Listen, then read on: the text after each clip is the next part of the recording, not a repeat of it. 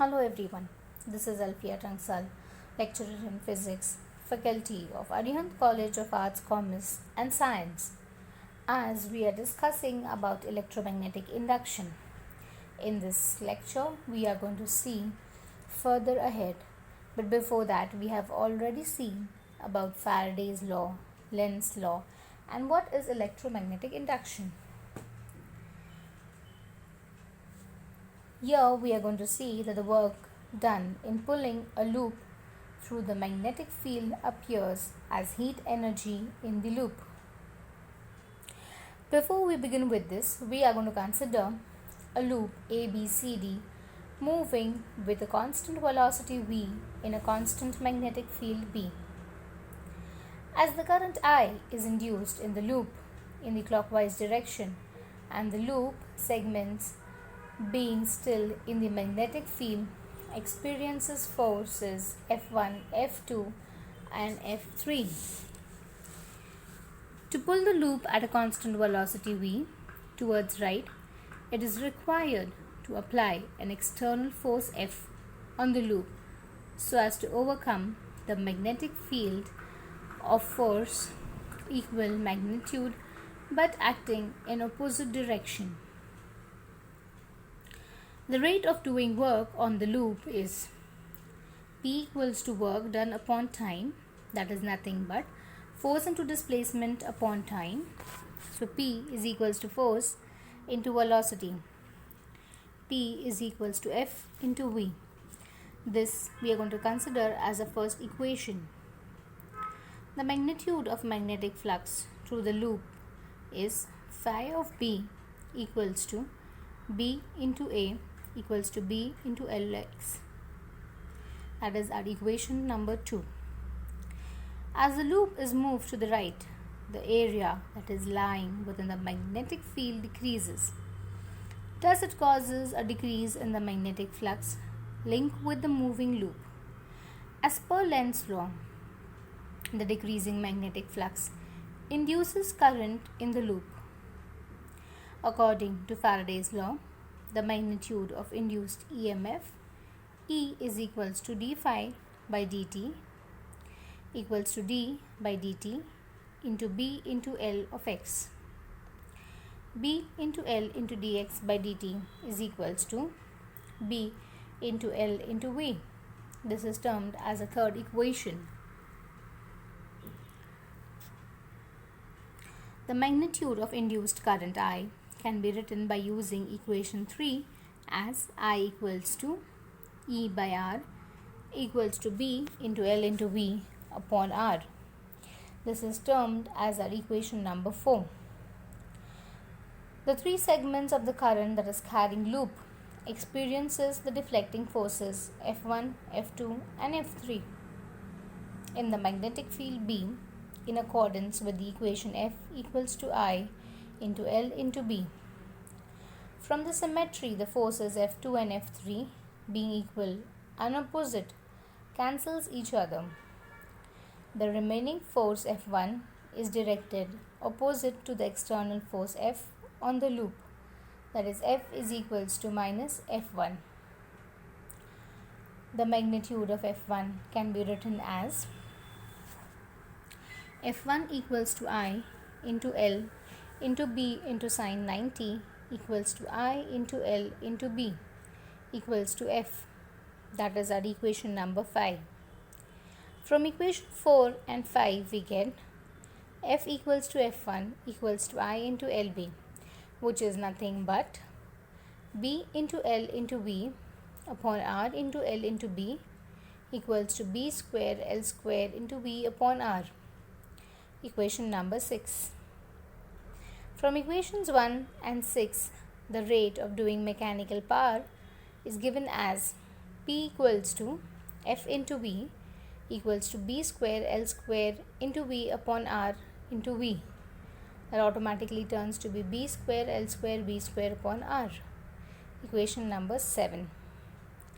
If the current I is flowing in the closed circuit with collective resistance R, the rate of production of heat energy in the loop as we pull it along a constant speed v can be written as P equals to I square into R, that is the equation number 8.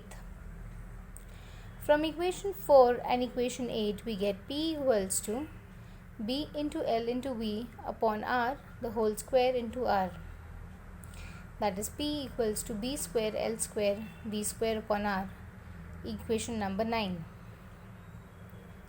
Comparing equation 7 and equation 9, it can be found that the rate of doing mechanical work is exactly same as the rate of production of heat energy in the circuit or the loop.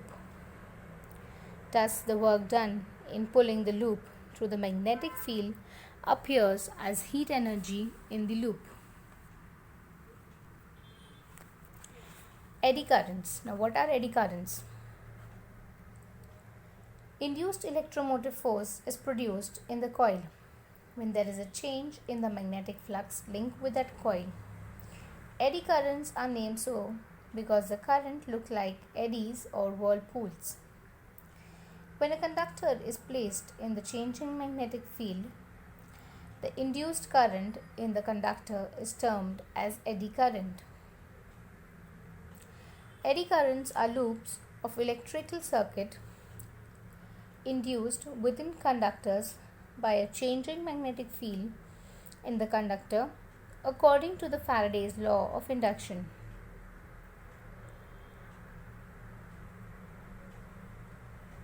Eddy currents flow in the closed loops within conductors in planes perpendicular to the magnetic field.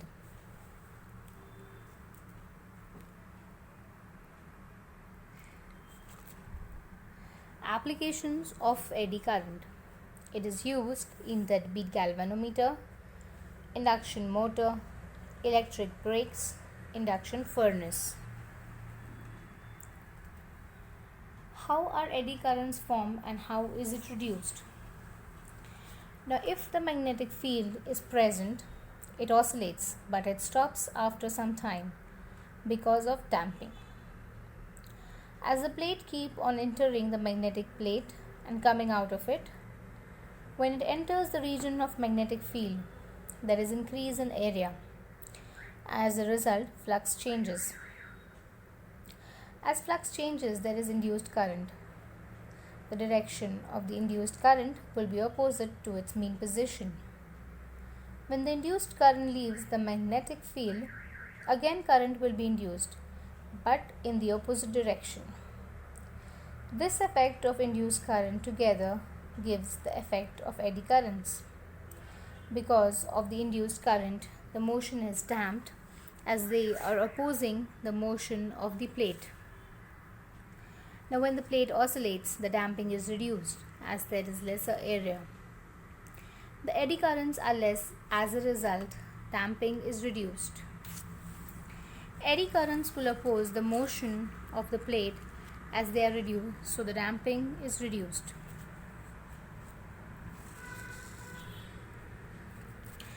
Now, talking about the applications where we saw a deadbeat galvanometer.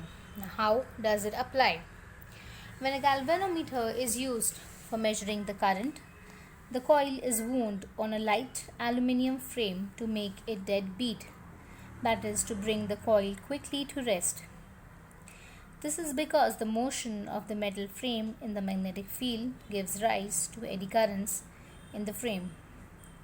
The eddy current opposes the motion and brings the coil to rest quickly. Induction motor or speedometer.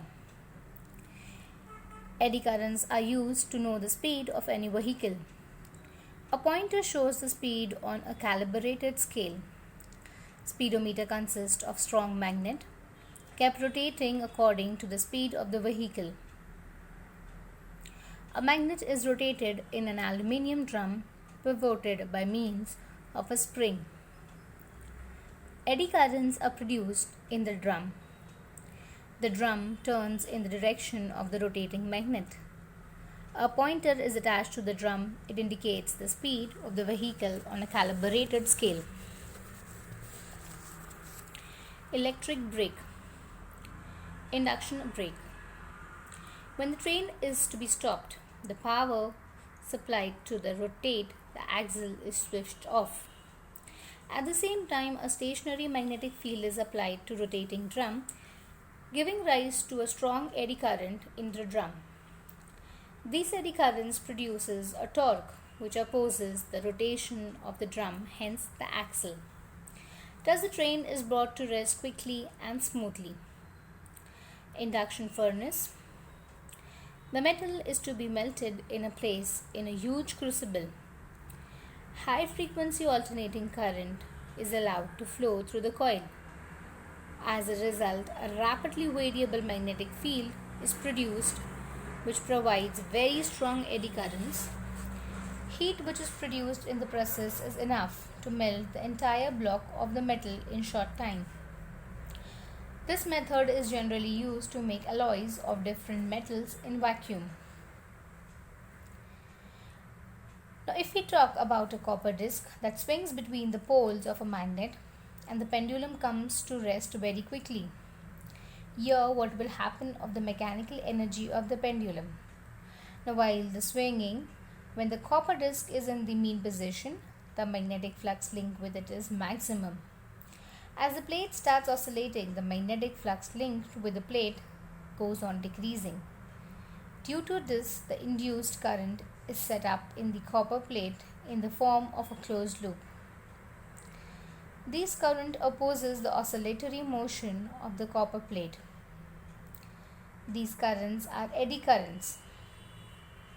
This induced current is also responsible for the transfer of the mechanical energy of the pendulum magnetic flux linked with the coil itself, and consequently an EMF will be induced in the circuit. Self-inductance is a property of the current carrying coil that resists or opposes the change of the current flowing through it. This occurs mainly due to self-induced EMF produced in the coil itself. In simple terms, we can also say that the self-inductance is a phenomena where there is an induction of a voltage in the current carrying wire. This self-induced EMF present in the coil will resist the rise of the current when the current increases, and it will also resist the fall of the current if the current decreases. In essence, the direction of the induced EMF is opposite to the applied voltage. If the current is increasing and the direction of the induced EMF is in the same direction as the applied voltage, if the current is falling. The unit of inductance is Henry, denoted by capital H. 1 Henry is nothing but 1 Weber per ampere. There are different ways in which we can define self-inductance. Firstly, the magnetic flux that is produced per unit current in the circuit is defined as self-inductance. Self-inductance of a circuit is a ratio of induced EMF produced around the circuit to the rate of change of current in it. The induced EMF that is produced around the circuit per unit change of the current in it is defined as self-inductance of the current.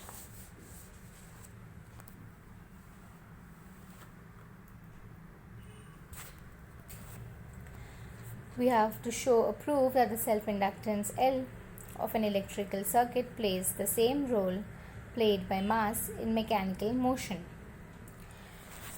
Now, when a current increases in the circuit, an induced EMF acts opposite to it. Consequently, work will have to be done in order to establish the magnetic field associated with a steady current I0 in the circuit. The work done in time dt is given by dW is equals to E into I into dt, that is equals to minus L into dL by dt into I into dt, where E is equals to L into di by dt. Multiply I with L into I, we get di by dt into dt. Dt gets cancelled off, Li into di, negative sign. The total work that has been done is given by integration of dW 0 to I0 minus Li into dt, that is equals to minus L into I0 square upon 2, that is equation number 1. Now if I0 is equals to 1, W is equals to L into 1 by 2. That is L is equals to plus 2W, given by equation number 2. Hence, the self-inductance of a circuit is numerically equal to twice the work done in establishing a magnetic flux associated with the unit current in the circuit. This work done W will represent the energy of the circuit. Energy of the circuit is given by 1 by 2L into I0 square, equation number 3. The mechanical energy is expressed in terms of kinetic energy is given as 1 by 2 mv square, that is equation number 4. Now if we compare equation 3 and equation 4, it can be found that self-inductance L of an electrical circuit plays the same role that has been placed by a mass in the mechanical motion.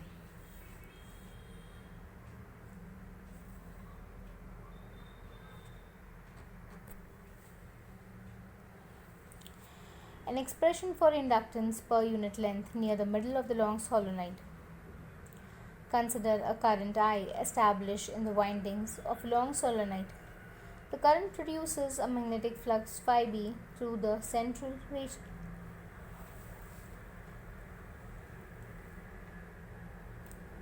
The inductance of the solenoid is given by L equals to N phi b upon I, where N is the number of lines, phi b is the magnetic flux linkage. The flux linkage for length L near the middle of the solenoid is N phi b equals to N into L into B into A equals to N by Bm, for theta is equals to 0 degree. N equals to number of turns per unit length, B equals to magnetic field, A equals to the cross-sectional area of the solenoid. The magnetic field inside the solenoid is given as B equals to mu 0 Ni. Hence L is equals to N phi B upon I equals to N into L into Ba upon I equals to N into L mu 0 Ni into A upon I. L is equals to mu 0 N square into L into A. Here Al is the interior volume of the solenoid. Therefore, the inductance per unit length near the middle of the long solenoid is given by L by I mu 0 N square into A equals to mu 0 N square into phi d square upon 4, where d is the diameter of the solid and N is the number